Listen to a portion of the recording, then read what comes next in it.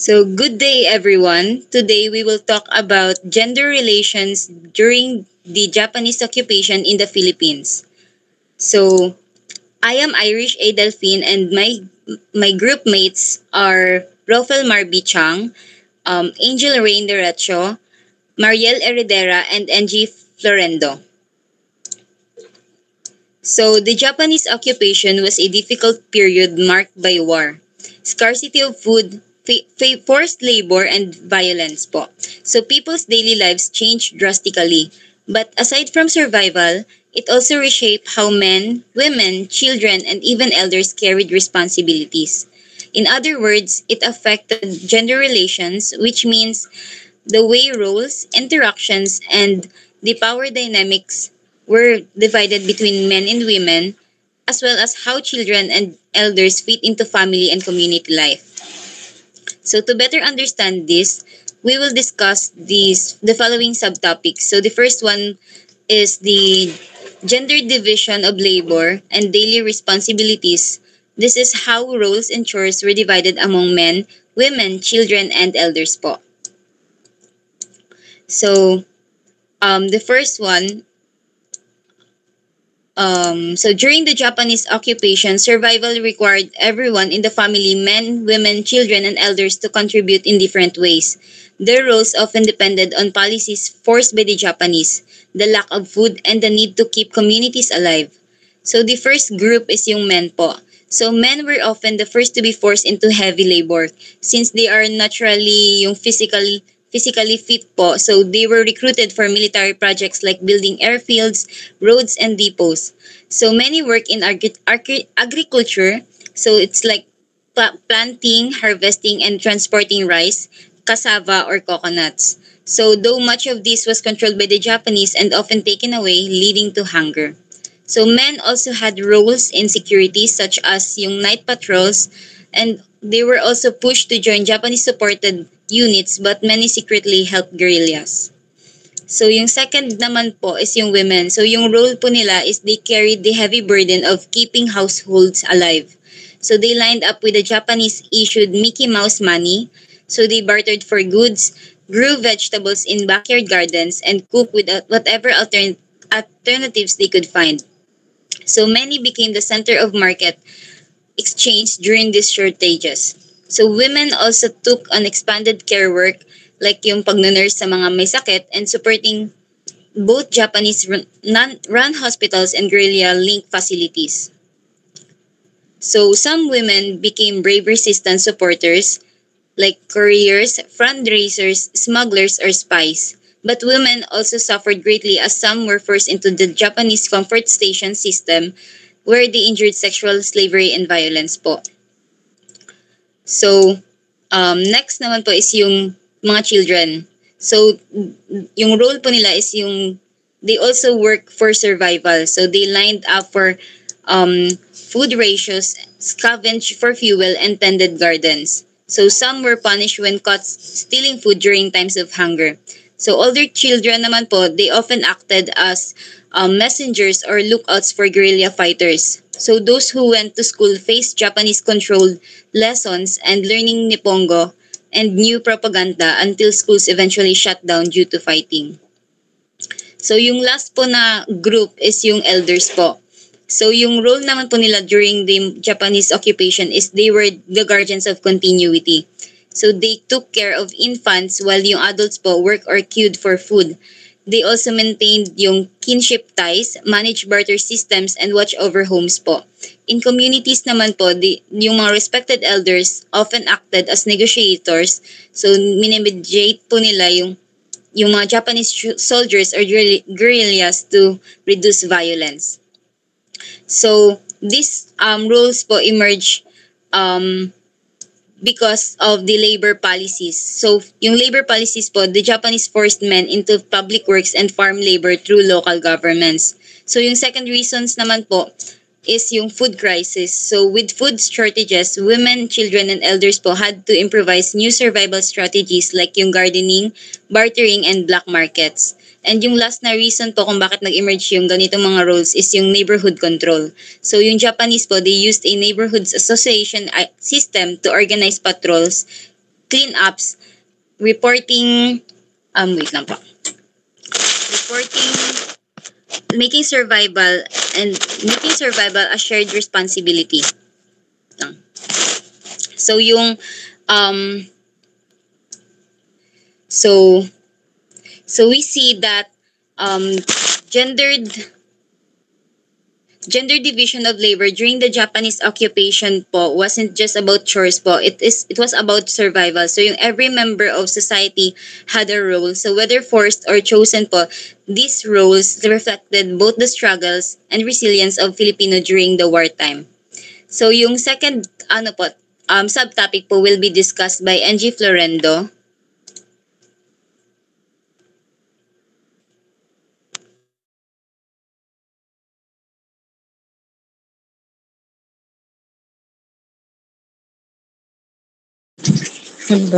So next po is shift in family structures and gender authority.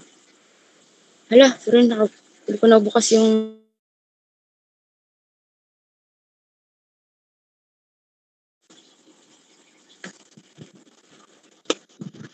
pabalik sa unang ano. Yan. So next po is shift in family structure and gender authority. So yun nga po, nung sumakop yung mga Hapon, so hindi lang political and economic life of Filipino ang na-disrupted. So also, na-reshape din yung family structures and gender dynamics within the household. So yung traditional patriarchal authority ay humina. So due to nga absence of men or yung marami nga po yung mga namatay sa labanan. So yung iba is nakulong, yung mga Hapon or sumali sa mga kilusan. So that's why women and children assumed larger roles in sustaining their families. So next slide po. So yung ano nga po, next po is yung female-headed household. So yun nga po yung mga kababaihan during that time ang mga naging headed po sa sa tahanan. So women became de facto heads of household. So yung mga mothers o yung widows ay mga naging balo na, even older daughters carried responsibilities beyond the domestic sphere. So sila na lang yung mga nagmamanage ng food nila during scarcity, so engaging in small trade or bartering goods in local markets and making crucial decisions for family survival, including yung pagtatago nila, evacuating or cooperating with occupiers. So this represent a significant departure from traditional Filipino patriarchal family. So where yung mga lalaki nga po kasi is nakikita natin as provider and authority figures. So, next po is yung role of children. Next slide po. So, yun nga po, ano yung mga naging papel ng mga kabataan during that time. So, dahil nga po sa kawalan ng ama, so meaning older children, especially yung mga lalaki, were pressured to step up as protector or provider.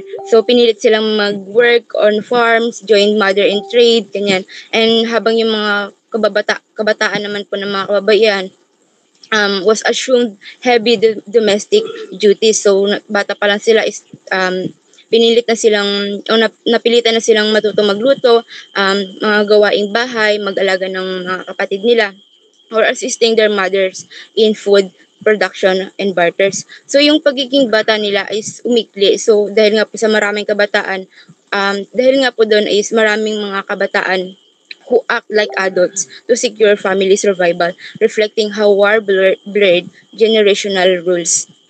So next is loss of patriarchal authority. So sa normal kasi na kalagayan, yung Filipino po kasi Filipino families were strongly patriarchal, where yung mga fathers as breadwinner and ultimate decision makers. So nung sumakop nga po yung mga Hapon is this model was disrupted. So dahil nga po sa kawalan ng kalalakihan, so yung mga mothers and children assume decision-making powers. So lumipat yung authority from male dominance to collective or female-led leadership. So in some case, kahit yung mga grandmothers or unmarried women become households heads na din, so defying pre-war gender expectation. So next po is the cultural implication. So yun, women gained real authority in private spaces, so making decision about resources, child rearing, and household strategies for survival.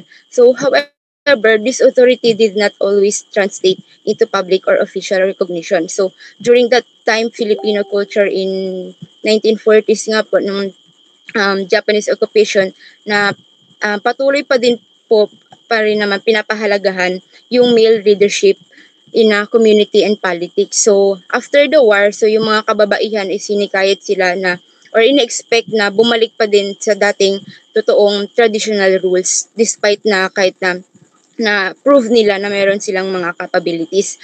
So, next po is yung temporary but lasting impact.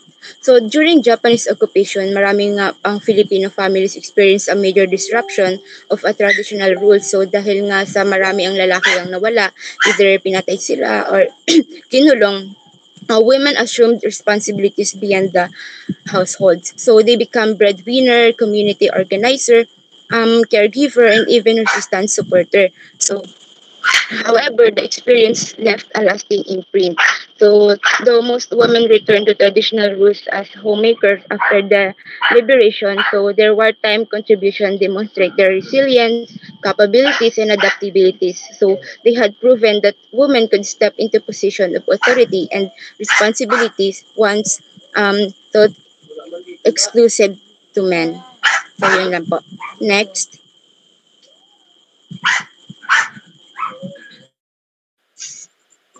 So next is focusing to the involvement of all gender in resistance and collaborations. So next po, during the Japanese occupation of the Philippines, gender did not limit a involvement in either resistance or collaboration. So it is about the individuals from all walks of life were forced into roles dictated by survival, loyalty, or opportunity. So which is yung victims nito is the people, both women, men, and children, or the youth. So next po. About men. So before when the Japanese occupation, mahirap yung naging papel ng mga Pilipinong kalalakihan. So, many of them fight as a soldier to fight the Philippines, but some of them ay piniling makipag-collaborate sa mga Japanese for their family safety. Next po. So nakipaglaban sila sa mga Hapon at nag-gather ng mga information at nagsagawa ng sabotage para pahinain ang kontrol ng mga ito at dahil dito ay hindi na nila tuluyang nasakop yung Pilipinas. So while many men fought, others chose to collaborate with the occupying forces. So mas pinili ng iba na makikollaborate katulad na lang ng high-ranking na si President Jose P. Laurel na pumayag magsilbi para subukang bawasan yung paghihirap ng mga Pilipino. Ngunit umabot din sa collaboration hanggang sa naging grassroots level ito. So, men were also the primary victim of forced labor, especially in project like the building military infrastructure. So, isa sa example na pinakakilala rin sa forced labor is yung Bataan Death March kung saan sa ang libong nahuling Pilipino and American soldier, karamihan ay mga lalaki, were subjected to a brutal forced march under starvation and torture. Next po. So next is about women. So in Japanese occupation, Filipina rules were incredibly diverse. May mga lumaban, marami ang naging biktima ng pang-aabuso at exploitations. Ang nangyaring digmaan ay nagtutulak sa maraming nagampanan ang mas mahirap na kanilang tungkulin para sa pamilya. So next po. So during the Japanese occupation, Filipino women moved beyond traditional roles to become active and vital participants in the resistance. So they serve as the spies, couriers, and nurses, and yung iba ay nakipaglaban bilang isang sundalo. So pinakita nila yung matinding tapang at pagmamahal nila sa bayan even in the face of brutal oppressions. So one of the most horrifying atrocities of the Japanese occupation was the institutionalized system of sexual slavery. So, thousands of Filipino women and girls known as comfort women ay sa pilitang dinukot at ikinulong sa tinatawag nilang comfort station. So, where they subjected to repeated rape and abuse by Japanese soldiers. So, dahil dito, nagdulot ito ng matinding physical at emotional na trauma na dala pa rin ng maraming biktima hanggang ngayon. So, their courageous fight for the justice and recognition has become a symbol of resilience against gender violence in times of war. So, yan, next po is yan. So, in the Japanese occupation of the Philippines, nagbago yung buhay ng mga kabataan. Sila ay maagang namulat sa reality na dahilan ng pagkawala ng kanilang mga kainosentihan at naging responsible sa mga hindi naman nila dapat pinapasan. Next po. So, children were among the most vulnerable casualties of the war. So, naranasan nila ang matinding gutom at takot mula sa mga pambobomba at massacres. So, marami sa kanila ang napilitang magtrabaho kahit bata pa at para makatulong sa pamilya sa matinding puberty and short food shortage. So, despite their age, countless of Filipino youth actively participated in the resistance movement. So, marami sa kanila, especially many teenager joined guerrilla units, often taking on critical combat roles. They serve as spies and couriers, using their youth appearance to pass through Japanese checkpoints without suspicion and deliver vital message, supplies, and intelligence to resistant fighters. So, in additions po, so to involvement of all gender in resistance and collaborations, the Japanese occupation profoundly and permanently reshaped gender and social roles in the Philippines. So, ipinapakita ng panahon na ito yung tapang at pagmamahal sa bayan ay hindi limited by gender or age. Lahat, mapababae or lalaki, or mga kabataan ay naging aktibong bahagi ng isang kolektibong laban para sa ating bansa. Yun po. Next na po.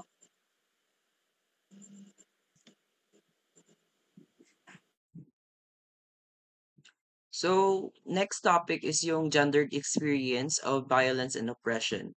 So, during that time po yung so may mga po tayo dyan na i-discuss ko. So, next slide po. So ito po yung key points ng discussion ko. So yung first po is how greatly affected yung Filipinos of all genders and ages during that time. Then yung po is yung um connected roles and resistance during that time of men, women, children, and members of the LGBTQ community. Next is yung contribution to the survival, liberation, and shaping social dynamics during the war. So next slide po. So first yung men. So na-discuss din ng other groups ko before yung pagsali ng mga men sa guerrilla movements. Then yung mga po is yung ginamit po sila yung mga men, ginamit po sila as spies, soldiers, informants, and risking their lives for freedom. Next is yung collaboration sa women, which is yung women. Next slide please. So, sa women, yung po is naging nurses po sila like they've said before, providers ng aid, food, and some were victims of social abuse, um, sexual violence or abuse, or what we have called comfort women.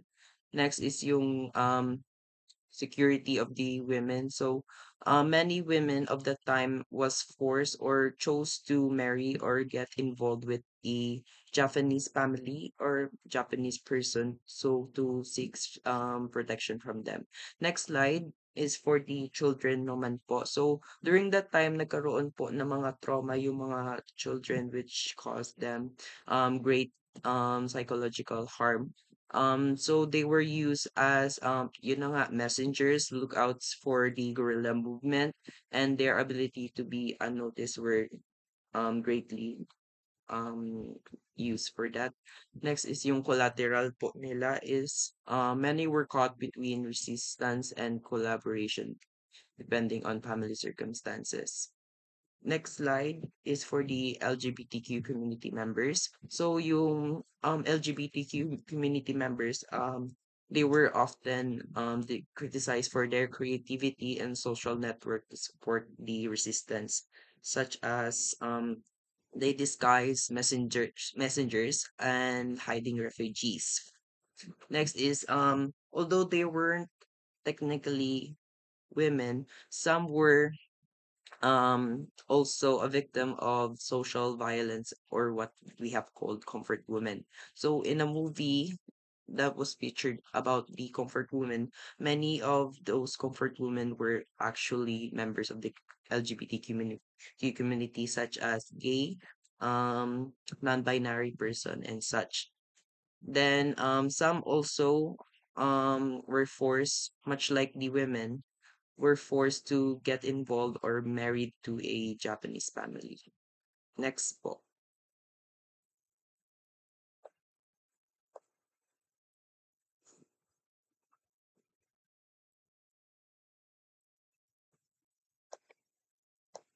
Marielle.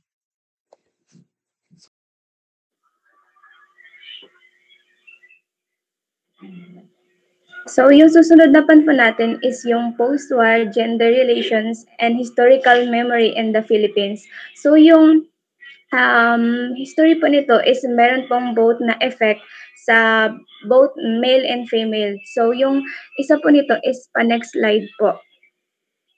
So, sa men naman po, yung mga male veterans were officially recognized and compensated. So, yung mga kalalakihan po sa history is sila yung most likely na-recognize as heroes and mga magagandang nagawa nila. So, unlike naman po dito, sabi yung commemorations of World War II in the Philippines frequently centered on sacrifices and combat roles for male soldiers and guerrilla fighters, celebrating their gallantry in fighting the Japanese Imperial Army. So, aside po dito, yung nagkaroon po ng trauma experience po yung mga kalalakihan na kung saan yung emotions nila is hindi po nila masyadong nalalabas kasi mas nakafocus sila sa history and gender roles na kung saan mas ine-expect sila na maging malakas at maging matatag.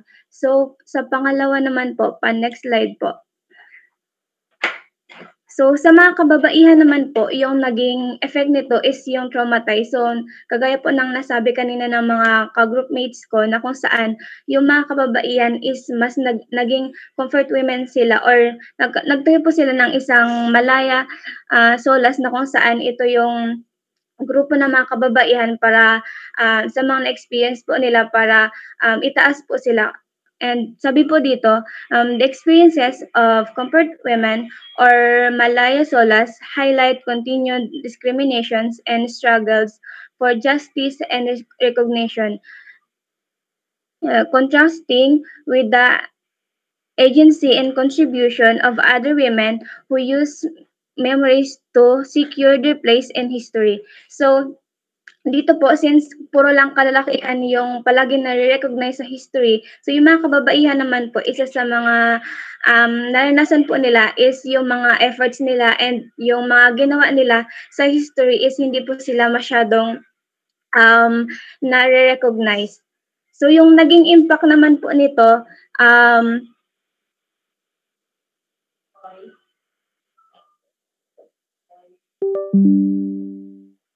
isa po sa mga naging impact po nito is sa society, mas ano po sila, nagtulong-tulong sila para yung mga naranasan nila is hindi na po maulit yun. So, next slide po.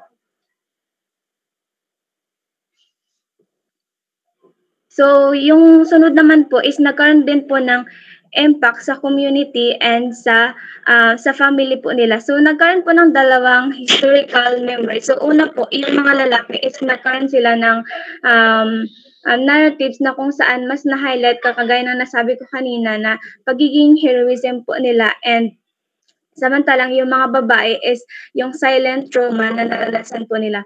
So, isa din po dito is yung different types po ng healing ng dalawang gender kung saan yung part po ng healing po na ito is nakadistinct siya for each gender. So, yung women is solidary and empowerment through collective activism while men often had a outlet for process and trauma. So, leaving unresolved issues sa family and sa community.